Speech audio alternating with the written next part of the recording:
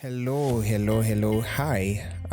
Today is chapter 14. We're in chapter 14 of First Chronicles, and it's been a beautiful book, really beautiful. The chapters are so loaded with encouragement and a lot of lessons.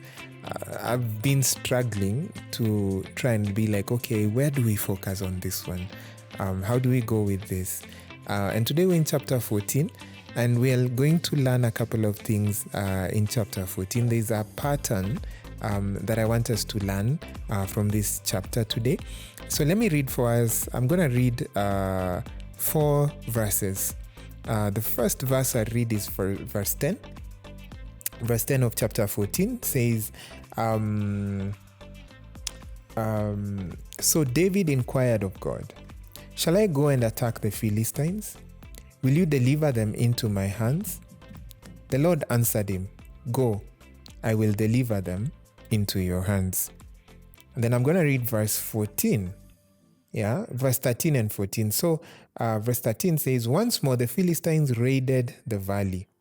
So David inquired of God again, and God answered him, 'Do not go directly after them, but circle around them and attack them in front of the poplar trees.'" And then let's skip all the way to verse 16. The Bible says, "So David did as God commanded him, and they struck down the Philistine army all the way from Gibeon to Gaza." And then verse 17, which is the last one that we will read. "So David's fame spread throughout every land, and the Lord made all the nations fear him." I thank God for his word. But there's a pattern that I want us to see here. Verse 10, verse 16 verse 10 and verse 14 are about David inquiring of God. I think this is in continuation to something that we've been learning from David as we go through these chapters, right? I really want to see that I can pray and ask God to give me a heart for him like David had. Because this guy, immediately he became king, the first thing he did, we learned yesterday, if you go back and listen to that podcast, he went to seek for the ark of God, for the presence of God.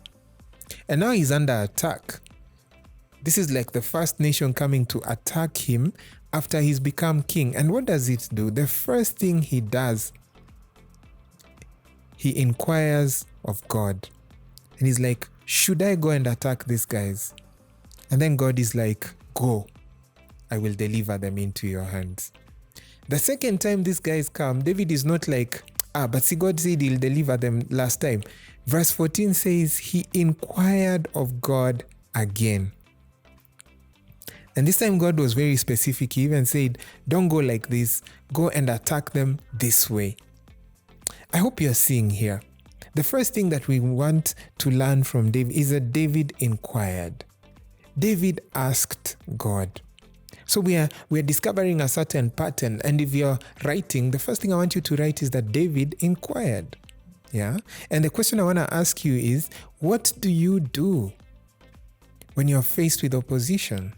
What do you do when you're faced with a challenge? Are you like David, who immediately he heard the Philistines are coming, he was like, "Let me go before God and inquire, should I fight?" God says, "Yes, go and fight. I will deliver them into your hands." In the face of opposition, the first thing that David did is that he inquired. And then the second thing that he did that we see in verse 16 is simple. So David did as God commanded him. If you're writing notes about this pattern, so we've written David inquired. The second thing I want you to write is David obeyed. It is pointless for you and I to inquire things from God if we do not have the intention to obey God's instruction. Verse 16 is so simple and clear. It says David did as God commanded him. Super clear.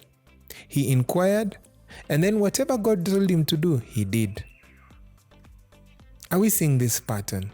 It starts with inquiring, it starts with seeking God, but seeking God must be followed with the intention of obeying God. David did that. He obeyed God. He did as God commanded him. So David inquired, David obeyed.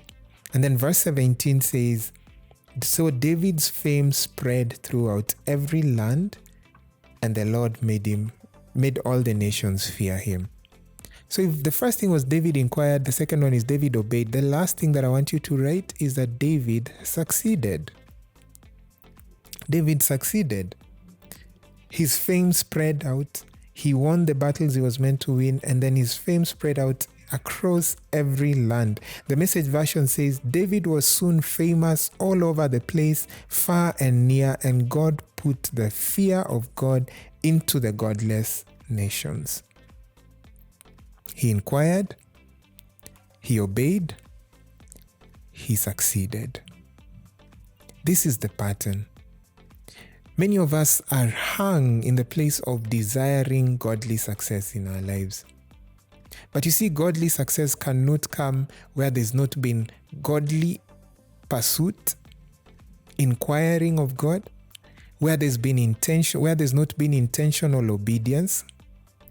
God can't skip that journey to give you and I success in a place where we've not inquired diligently and obeyed fervently.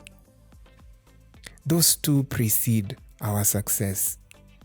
The favor of God is there for your life. The favor of God is powerful to bring you to the graces that God has called you to, has laid out for you. But then it has to start from the place of inquiry and then intentional obedience. That's what leads to godly success. So where are you stuck at?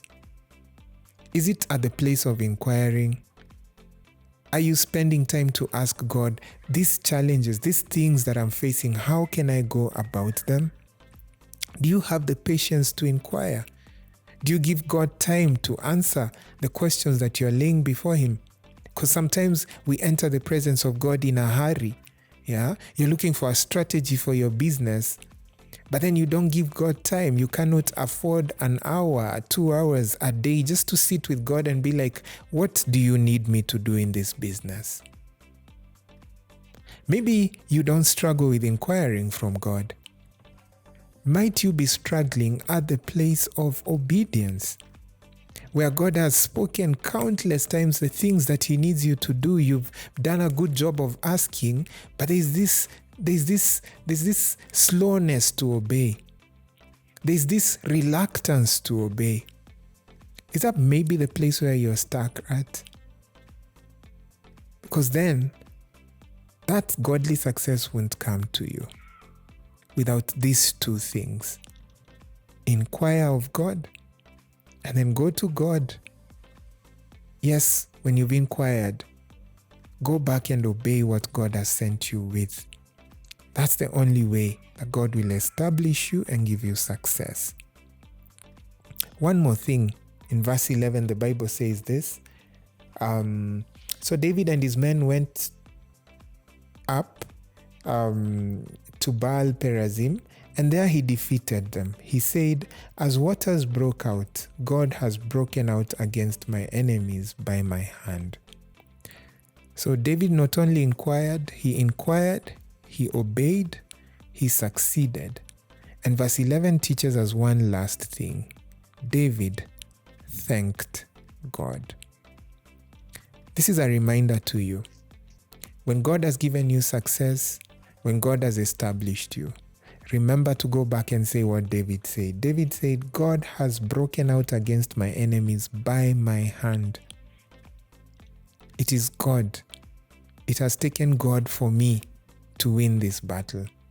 God has used me. I was only a vessel in the hand of God. God has used me.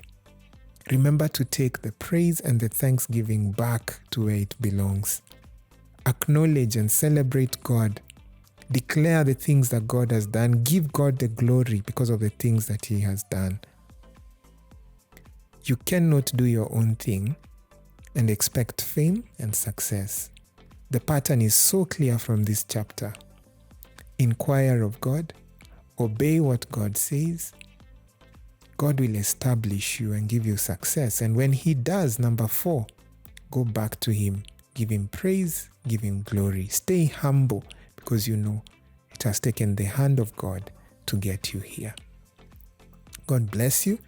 Let's meet you again in chapter 15 of 1 Chronicles. Bye.